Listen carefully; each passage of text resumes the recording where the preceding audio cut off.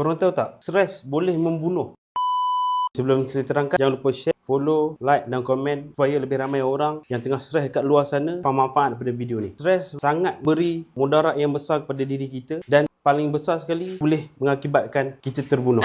Sebab apa? Dengan stres ni akan menyebabkan diri kita mengalami penyakit dan keadaan yang teruk. Antaranya adalah orang yang stres akan meningkatkan kadar risiko untuk diserang sakit jantung. Sebab apa? Sebab bila kita stres, kita akan mengalami tekanan darah yang tinggi dan bila berlaku tekanan darah yang tinggi akan membolehkan berlakunya sakit jantung. Dan nombor 2, dengan stres juga menyebabkan kita akan mengalami stroke. Seperti sakit jantung tadi, bila kita stres, tekanan darah kita tinggi akan menyebabkan pembuluh darah kita akan pecah, kita akan kena stroke. Sangat bahaya. Bila stres juga akan melemahkan sistem imun kita. So, bila kita selalu stres, kita stres dalam keadaan yang lama, menyebabkan kita punya sistem imun lemah dan kita mudah untuk kena pelbagai penyakit. Sekiranya stres kita berpanjangan, kita akan mengalami masalah sakit mental. So, jaga-jaga. Kalau korang tak atasi sekarang stres yang korang alami, korang akan jadi pesakit mental. Dan seterusnya, dengan stres juga akan menyebabkan kita punya metabolisme masalah dan susah untuk tidur. So, siapa yang ada masalah insomnia, caranya mungkin anda terlampau stres. Dan yang terakhir, bila stres, manusia akan bertindak di luar pemikiran akal, menyebabkan kita melakukan perkara yang tak sepatutnya. So, apa yang korang kena buat sekarang ni,